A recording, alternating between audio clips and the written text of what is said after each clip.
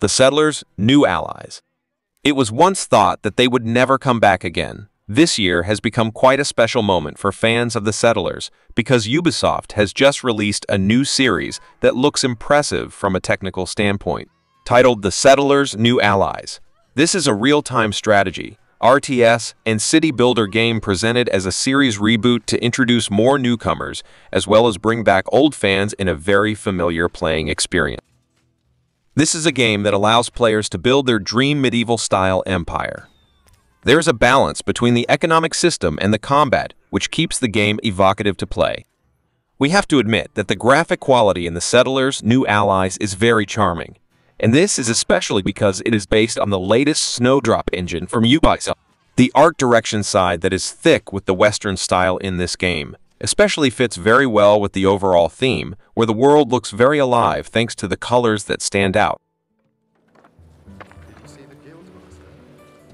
30 seconds. Crossfire Legion.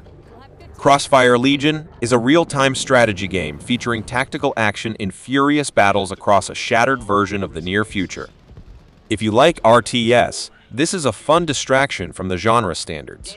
The graphics are stellar, the combat is fast and explosive, and the tech trees are refined and polished to a core set of units, upgrades, and structures to play with. 3 distinct factions with different generals to mix up gameplay keeps things different, while remaining familiar for anyone with a passing interest in StarCraft or Command & Conquer. Hostile aircraft inbound to your position. ETA 1 minute.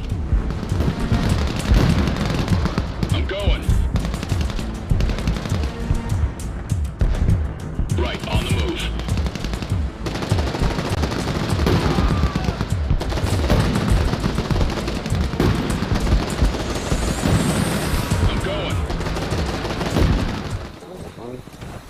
Minecraft Legends. Minecraft Legends is a 2023 real-time action strategy video game developed by Mojang Studios and Blackbird Interactive and published by Xbox Game Studios. It is explored from a third-person perspective. The game features both cooperative and competitive multiplayer. Minecraft Legends takes place in the Minecraft universe during a war between the overworld and the piglins from the Nether. Definitely needs a little work, but it's pretty fun. The take on Minecraft RTS is very interesting. Also, if you've played for the King, it has a time-sensitive storyline. The longer the campaign goes, the harder it gets. The multiplayer co-op is pretty cool too. Every map is a different generation, so you won't ever have the same campaign twice. The graphics are cute too. I definitely think everyone should give it a try.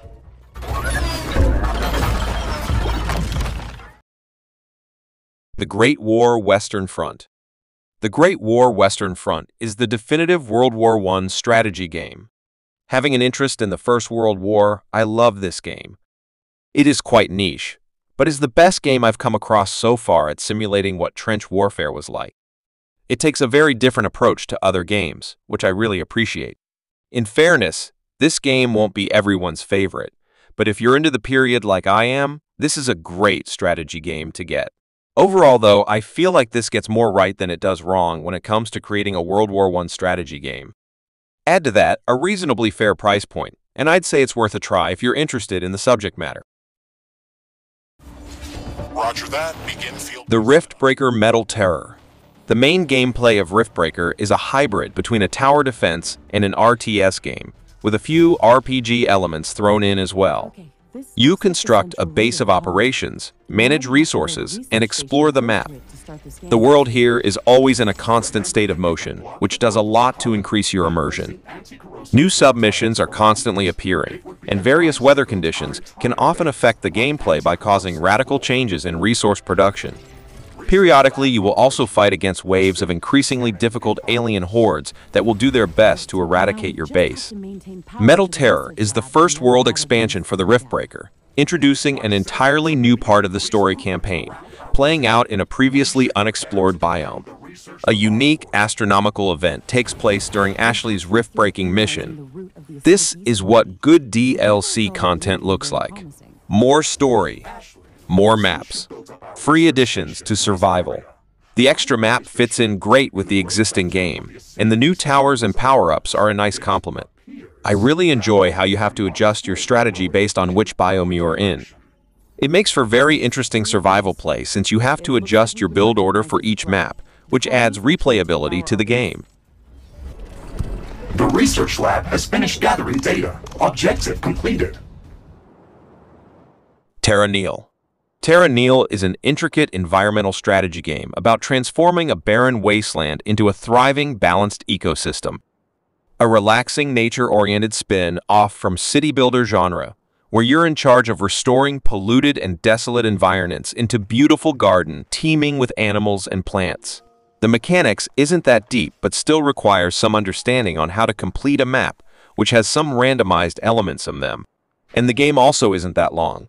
As far as I can tell, there are only 3 types of maps when you're playing through the game for the first time, but there's also an alternate setting for each map after you finish the game once. If you're looking for a chill builder game that is pretty short in content, I recommend this game for you.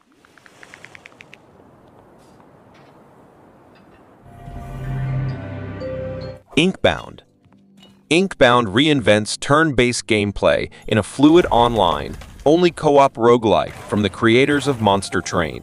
Play solo or party up to dive into the magical, dangerous books of the Athenaeum Library and fight to save this rich, ever-expanding world.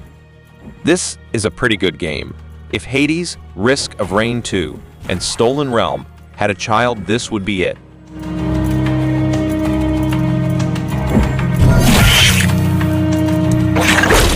The gameplay loop unlocks more items and progresses the story by doing runs and talking to NPCs in the hub world and in different worlds during runs. The rank mode offers scaling difficulty, which gives enemies different buffs. For an early access game, it already has a lot more to offer than some fully released games.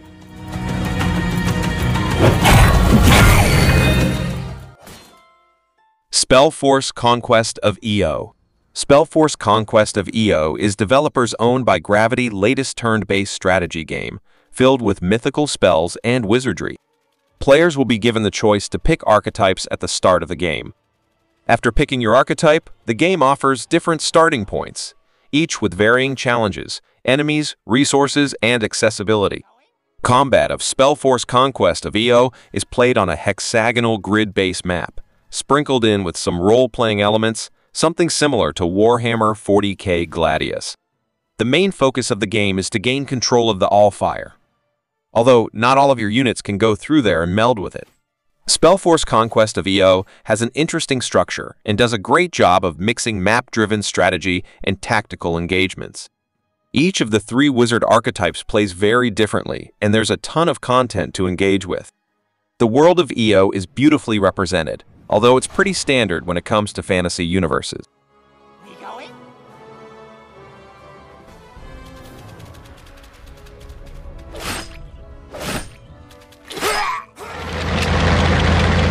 Total Conflict Resistance. Total Conflict Resistance is a unique symbiosis of global strategy, tactics, and first-person action.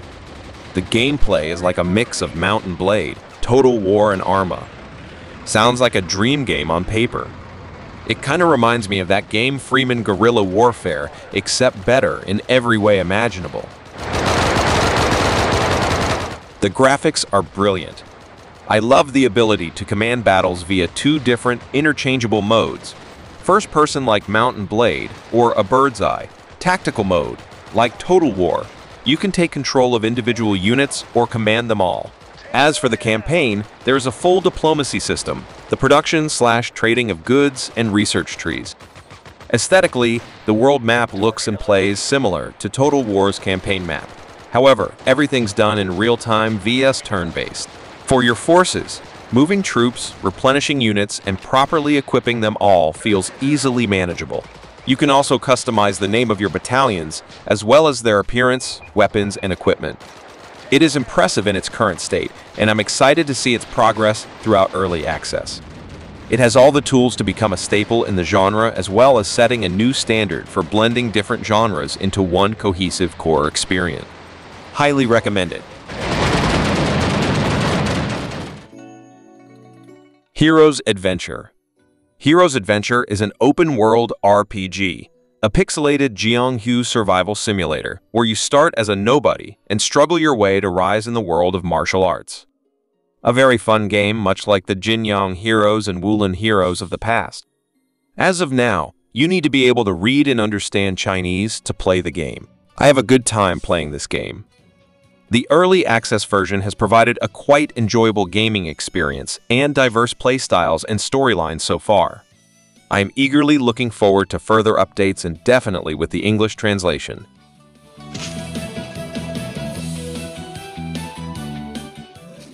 Thank you for watching this video. Stay close by, subscribe this channel. I really happy if you leave a thumbs up and give some advice by comment below. I will continue to add more great games to the list, so consider to subscribe. Isn't okay? See you in the next video.